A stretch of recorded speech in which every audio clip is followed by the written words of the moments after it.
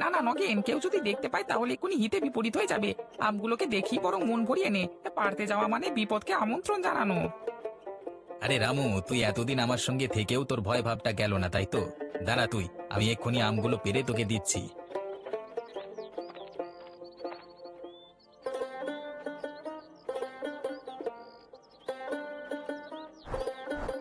নে রামু, তাড়াতাড়ি আমগুলো কুড়িয়ে নিয়ে। আর লাগবে কি ভালো করে দেখে বল। না রে নগেন, এটি হয়ে যাবে, তুই এবার নেমে আয়। সত্যি রামু, আমগুলো স্বাদ কিন্তু দারুণ, বুঝলি? তা যা বলেছিস, কিন্তু একটা জিনিস লক্ষ্য করেছিস? এই আম কিরকম অন্য ঋতুতে ফলন হয়েছে, তার মানে নিশ্চয়ই এই আমগুলো কেউ চাষ করেছে। হ্যাঁ, কথাটা ঠিকই বলেছিস। এই কথাটা তো আগে আমার মাথায় আসেনি। আমরাও যদি এরকম অন্য ঋতুতে আমের চাষ করতাম, তাহলে কিন্তু আমরা অনেক বড় লোক হতে পারতাম। কিন্তু সেই কাজ করতে তো অনেক কষ্ট। এত কষ্ট কি আমরা করতে পারতাম? হ্যাঁ, তাজা বলেছিস। তার চেয়ে ভালো আমরা এইভাবে ঘুরে বেরিয়ে অপরের গাছের ফলমূল খেয়ে বেড়াই, তাহলেই হবে। মাথায় কোনো চিন্তাই নেই। কিন্তু ধরতে পারলে এই বয়সে আমাদের চুরি করা বাগানের মালিক বার করে দেবে। তাই তাড়াতাড়ি আমগুলো খেয়ে নিয়ে এখান থেকে পালিয়ে যেতে হবে। হ্যাঁ, কথাটা তুই ভুল বলিসনি। তাহলে তাড়াতাড়ি খেয়ে নে, জলদি জলদি এখান থেকে পালিয়ে যেতে হবে।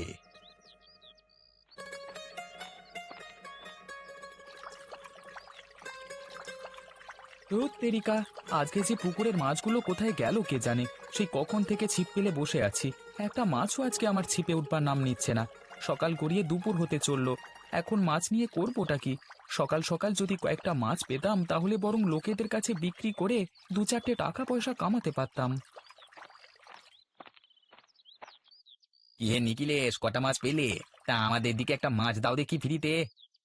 আরে মাছ পেলে তো তোমাদের দেব। আমি তো সকাল থেকে আজকে মাছ ধরবার জন্য বসে রয়েছি, কিন্তু একটা মাছও আজকে যে কেন ছিপে উঠলো না কে জানে। হ্যাঁ বলো কি গো, সকাল থেকে তুমি মাছ ধরবার জন্য এক টানা এখানে বসে আছো? বাবারে বাবা, তোমার ধৈর্য আছে বটে। ধৈর্য থাকার যাই থাক, তুমি যদি মাছ ধরতে না জানো, তাহলে সকাল থেকে ছিপ নিয়ে বসে থেকে কোনো লাভ নেই। একটা মাছ তো উঠবে নাই, উপরন্তু সময়গুলো শুধু শুধু নষ্ট হয়ে যাবে। তোমাকে কে বললো যে আমি মাছ ধরতে জানি না? আমি তো প্রত্যেকদিন সকাল থেকে বিকেল পর্যন্ত ওই কাজটাই করে বেড়াই। আমি এটুকু হলপ করে বলতে পারি, এই গ্রামে আমার থেকে সেরা মাছ ধরতে কেউ পারে না। নিজেকে বেশি বড় ভেবো না নিখিলেশ। এই তো তোমার মাছ ধরা নমুনা। সকাল থেকে বসে আছো, একটা মাছ তোমার বলাতে জোটেনি। তুমি আর বেশি কথা বলো না হে। আচ্ছা, তোমাদের কি কেউ এখানে কথা বলতে বললো? তোমরা যা কাজ করতে যাচ্ছ যাও না, শুধু শুধু আমার পেছনে লেগে তোমার কি লাভ? অবশ্য তোমাদের আবার কাজ কি বলো? এত বয়স হয়ে গেল, তোমাদের তো কোনো কাজকর্ম নেই, শুধু এর জিনিস ওর জিনিস চুরি করে খেয়ে পেট ভরাও। মুখ সামলে কথা বল নিখিলেশ। যেটা করেছিস চুপচাপ কর। আমাদের বিষয়ে কথা বলবার তোর কোনো প্রয়োজন নেই। এই চল রামু, এখানে দাঁড়িয়ে কোনো লাভ নেই, ফালতু ফালতু সময় নষ্ট। তুমি তোমার মাছ নিয়ে থাকো নিখিলেশ, একদিন দেখবে আমরা দুজন গ্রামের সব থেকে বড় বড় কাজগুলো করব। সেই আশাতেই থাকো তোমরা। সেই দিন দেখবার জন্য আমি অপেক্ষা করছি। জানি না এখন এই জীবনে সেসব দিন দেখতে পাবো কি পাবো না।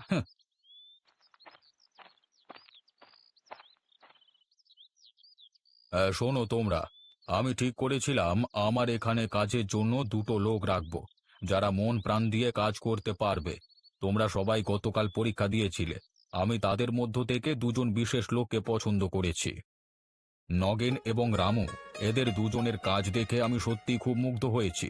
তাই আমি ঠিক করেছি যে আজ থেকে এরা দুজন আমার কাছে থাকবে। এবার বল রামু, কেমন দিলাম?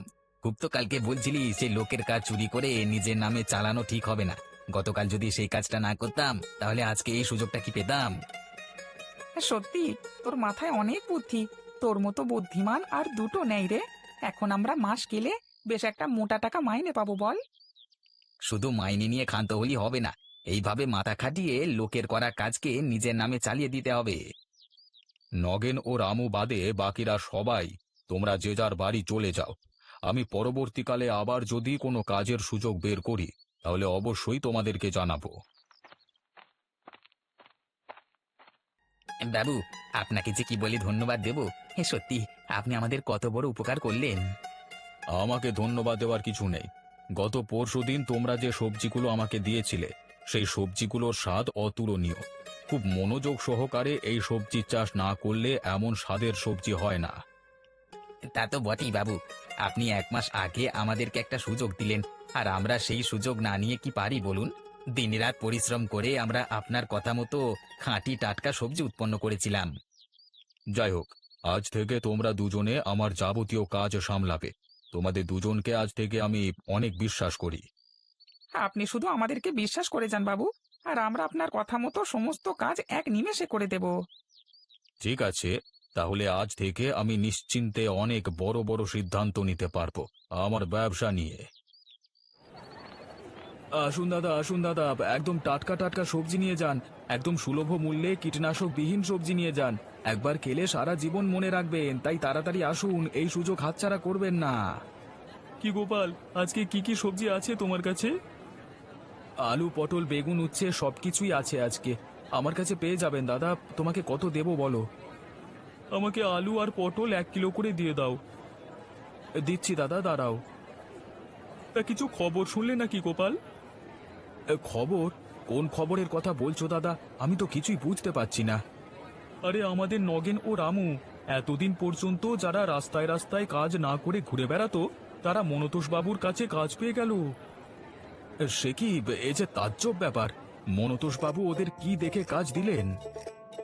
শুনছি নাকি 1 মাস আগে মনতোষ বাবু কতকগুলো সবজি উৎপন্ন করবার জন্য গ্রামের মানুষদের কাছে পরীক্ষা নিচ্ছিলেন। সেই পরীক্ষায় এরা দুজন নাকি সবথেকে ভালো সবজি উৎপন্ন করেছে। কিন্তু ব্যাপারটা আমার কাছে খুবই হাস্যকর মনে হলো। যারা জীবনে কোনোদিন জমির ধারে কাছে যায়নি, তারা কিভাবে... আমি জানি ওরা কিভাবে এই প্রতিযোগিতায় জিতেছে। তুমি জানো মানে?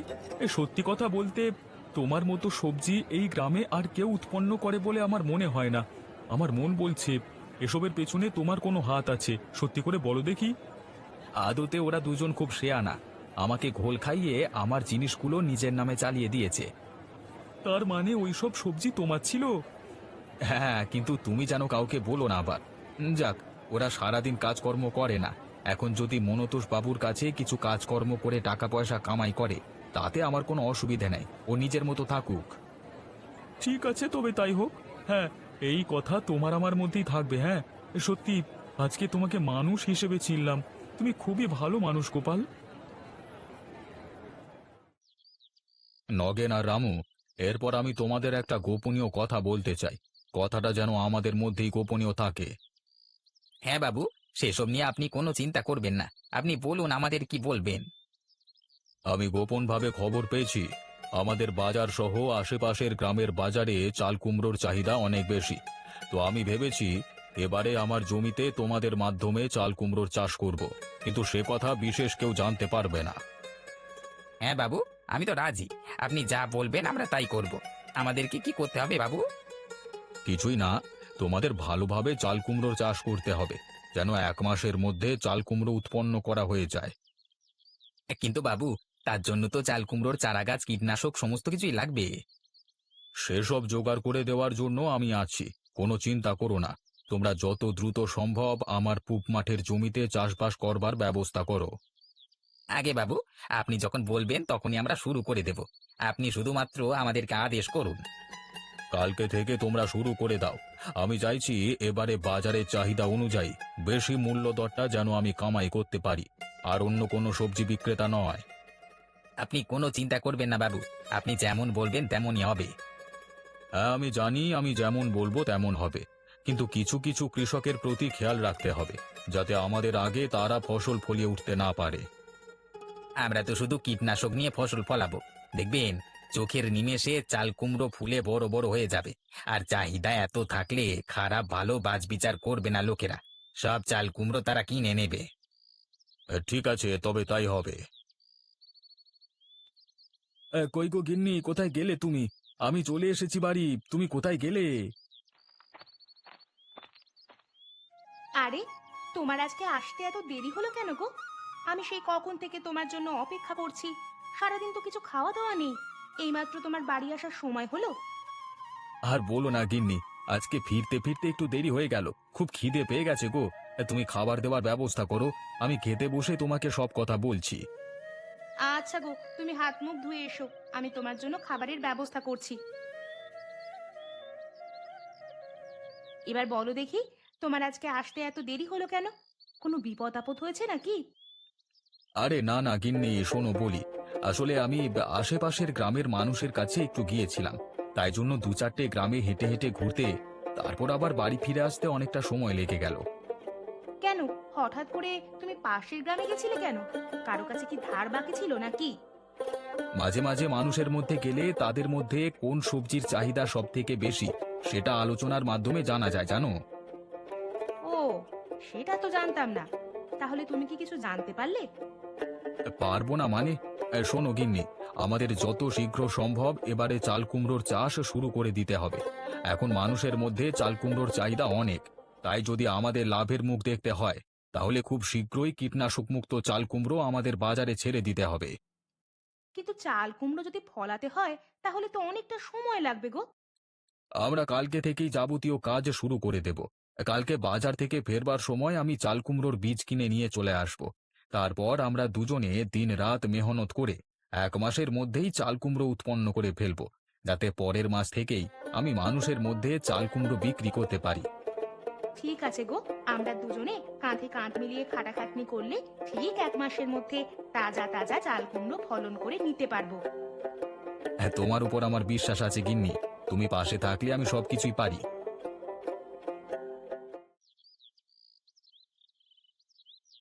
রতনদা, ও রতনদা, বাড়িতে আছো নাকি? একবার বেরিয়ে এসো না গো। আরে নিখিল এসছে, তা এখানে কি করছিস? তুমি কি কাজে বের হচ্ছ দাদা?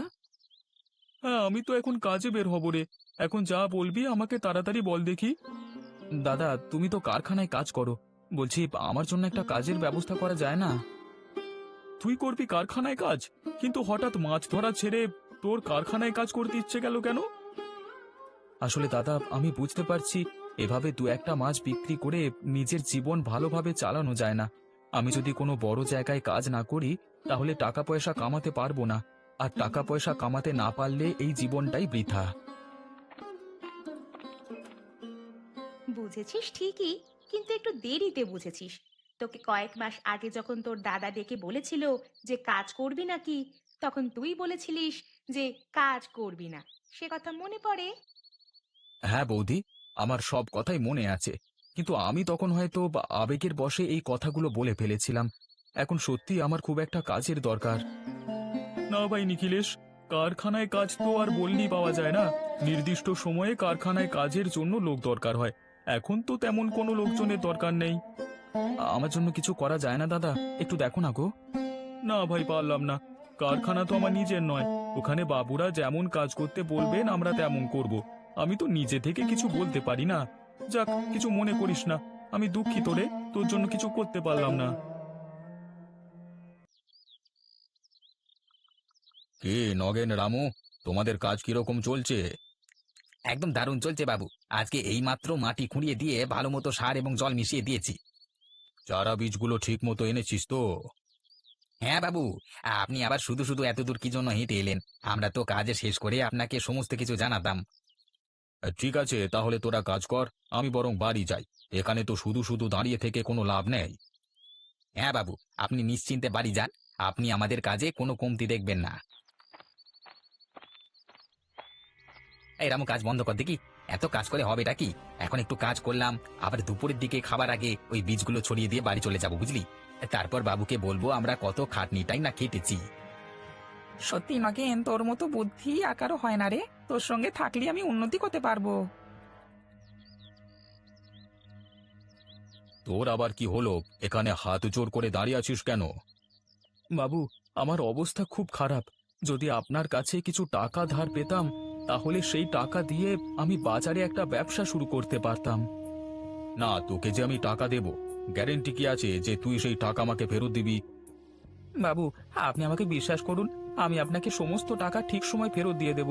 তবে আমার ব্যবসাটা এখন শুরু করা খুবই গুরুত্বপূর্ণ। কোনটা গুরুত্বপূর্ণ আর কোনটা গুরুত্বপূর্ণ নয় সেটা আমাকে দিয়ে শেখাস না। যা, সকালবেলা এখন বিরক্ত করিস না। এখন আমি টাকা পয়সা ধার দিতে পারবো না। বাবু, দয়া করে আমার একটু সুরাহা করুন। বললাম না, এখন এসব করবার সময় নেই। তুই এখন এখান থেকে যা। গিন্নি দেখো, আমাদের চাল কুমড়োগুলো কত সুন্দর হয়েছে। আরে, সকালবেলা তুমি কি আর কোনো কাজ কাজ পাওনি নাকি? শুধু শুধু নজর দিও না তো চাল কুমড়োগুলোকে। ও, আমার ভুল হয়ে গেছে গো। আজকে দুটো চাল কুমড়ো তুলে নিয়ে বাজারে বিক্রি করতে হবে তো। মানুষের মধ্যে যা চাল কুমড়োর চাহিদা, দুটো চাল কুমড়ো তুলে নিয়ে গেলে হবে? তাহলে কটা নিয়ে যাবো গিন্নি? তুমি আজকে 5 থেকে 6টা চাল কুমড়ো তুলে নিয়ে গিয়ে দেখো, আশা করছি মানুষের মধ্যে খুব তাড়াতাড়ি বিক্রি হয়ে যাবে। ঠিক আছে, আমি তাই যাচ্ছি গিন্নি। হায় হায় হায়, এ আমার কি সর্বনাশ হলো!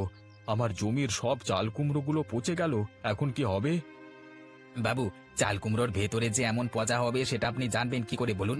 এখনই চাল কুমড়োগুলো মানুষের মধ্যে বিক্রি করে দিতে হবে। যাও করি হোক, টাকাটা আমাদের উদ্ধার করতেই হবে। না না, মানুষের মধ্যে আমরা যদি এই চাল কুমড়োগুলো বিক্রি করি, তাহলে মানুষেরা আমাদের উপর বিশ্বাস আর কোনোদিনই করবে না। তাহলে বাবু, এতগুলো টাকা আপনার চলে যাবে? না বাবু, আপনার কোনো টাকাই জলে যাবে না। আমি আপনার পচা চাল কুমড়োগুলোকে সমস্ত কিনে নিতে চাই। মানে, তুমি এই পচা চাল কুমড়োগুলো কিনে কি করবে? আমার তো মাছ ধরবার ব্যবসা, জানেন তো। এই পচা চাল কুমড়ো মাছেরা পেলে খুব তৃপ্তি করে খাবে। তাই আমি এই পচা চাল কুমড়োগুলো আপনার কাছ থেকে কিনে নিয়ে আমার ব্যবসায় কাজে লাগাতে চাই। নিখিলেশ, তুমি একদিন আমার কাছে ব্যবসার জন্য টাকা ধার করতে এসেছিলে, আমি সেই টাকা তোমাকে না দিয়ে তাড়িয়ে দিয়েছিলাম। আর আজকে তুমি আমার সমস্ত পচা চাল কুমড়োগুলো কিনে নেবে, সেটা ভেবেই আমার ভালো লাগছে। আমার যদি পচা চাল কুমড়োগুলো দরকার না হতো, তাহলে আমি কোনো দিনই কিনতাম না। আমার দরকার বলেই আমি কিনে নিচ্ছি বাবু। এখন যত তাড়াতাড়ি পারেন আমার কাছে এই পচা চাল কুমড়োগুলো পাঠিয়ে দেওয়ার ব্যবস্থা করুন। এই নগেন এবং রামু, তোমরা এক্ষুনি এই পচা চাল কুমড়োগুলো সমস্ত নিখিলেশের কাছে পাঠিয়ে দাও।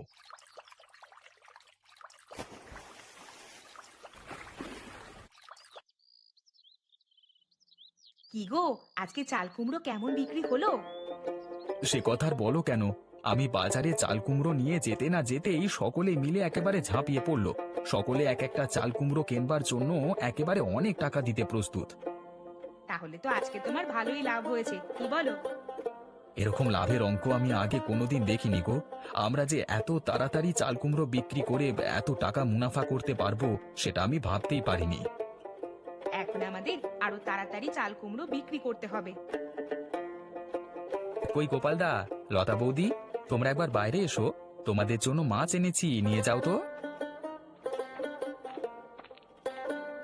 আরে নিখিলেশ, এত বড় মাছ তুই আমাদের জন্য নিয়ে এসেছিস? হ্যাঁ দাদা, তোমাদের জন্যই নিয়ে এলাম।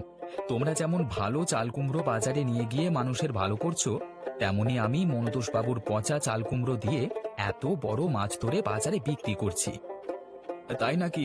তার মানে ধনির পচা চাল কুমড়ো দিয়ে তুমি তোমার মাছের ব্যবসা চালাচ্ছ? হ্যাঁ দাদা, আর সত্যি বলছি, মাছেরা যে পচা চাল কুমড়ো এত খেতে ভালোবাসে সেটা আমি কল্পনাও করতে পারিনি। বাহ, তাহলে তো সব দিক থেকেই ভালো হলো। তুই একজন পাক্কা ব্যবসায়ী হয়ে গেছিস, সেটা দেখেই আমার খুব ভালো লাগছে।